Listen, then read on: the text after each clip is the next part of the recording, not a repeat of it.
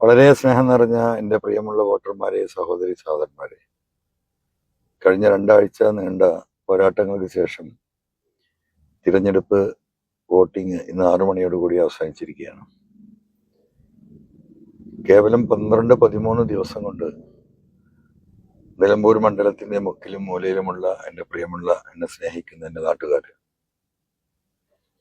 നമ്മൾ ഈ ഗവൺമെന്റിൽ ഉയർത്തിയ നമ്മുടെ അടിസ്ഥാനപരമായ ജീവിക്കാനുള്ള അവകാശം, അത് നിലനിർത്തി തരാൻ വേണ്ടി ഈ വന്യമൃഗശല്യത്തിൽ നിന്ന് നമ്മൾ രക്ഷിക്കണം. അതിന് സർക്കാർ നടപടിയെടുക്കണമെന്ന ആവശ്യമുയർത്തിയാണ് എൻ്റെ നിയമസഭാ അംഗത്വം പോലും രാജിവെക്കേണ്ടി വന്നത്. നിങ്ങൾക്ക് നന്നായിട്ട് അറിവുള്ളതാണ്. നമ്മൾ ഈ തെരഞ്ഞെടുപ്പിൽ നടത്തിയ പോരാട്ടവും അതിനുവേണ്ടി തന്നെയാണ്.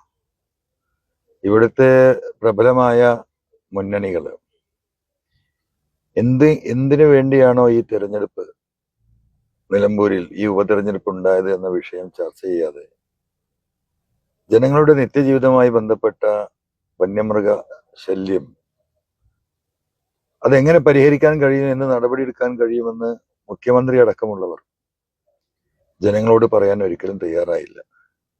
ദേശീയവും അന്തർദേശീയവുമായ കാര്യങ്ങളെക്കുറിച്ച് ചർച്ച ചെയ്ത് 14 ദിവസം വരെ കഴിച്ചുകൂട്ടി വിരുന്നുകാരൊക്കെ മടങ്ങിപ്പോയി.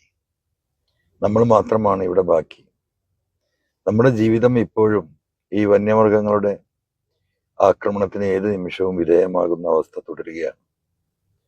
എന്തായിരുന്നാലും നിങ്ങൾ നൽകിയ പിന്തുണ, നിങ്ങൾ നൽകിയ സഹായം, നിരവധിയായ ആളുകളുടെ പ്രാർത്ഥനകൾ, നാടിന്റെ നാനാഭാഗത്തു നിന്നും ഇവിടെ വന്ന് നമ്മുടെ ഇലക്ഷൻ പ്രചരണത്തെ സഹായിച്ച നല്ലവരായ മനുഷ്യര്, പത്രമാധ്യമ പ്രവർത്തകര്, തൊഴിലാളികള്, പ്രവാസികള്, വിദ്യാർത്ഥികള്, യുവാക്കള്, യുവതികള്, വീട്ടമ്മമാര്, കർഷകര്, കർഷക തൊഴിലാളികള് തുടങ്ങിയ എല്ലാ വിഭാഗം ആളുകളിൽ നിന്നും മനുഷ്യത്വമുള്ള എല്ലാ മനുഷ്യരും നമ്മളെ സഹായിച്ചിട്ടുണ്ട്.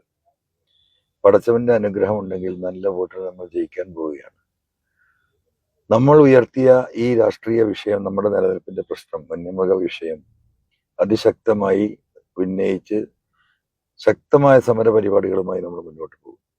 2026 തിരഞ്ഞെടുപ്പിൽ ഈ 1.5 കോടി ജനങ്ങളെ ബാധിക്കുന്ന ഈ വിഷയം പരിഹരിക്കത്തക്ക രീതിയിലുള്ള നിലപാട് സ്വീകരിക്കാത്ത ഒരു മുന്നണിക്കും മലയോര ജനത പിന്തുണ നൽകില്ല.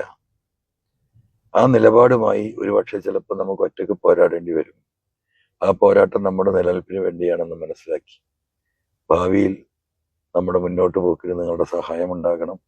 നിങ്ങൾ നൽകിയ എല്ലാ സഹായത്തിനും സ്നേഹപൂർവ്വം നന്ദി അറിയിക്കുകയാണ്.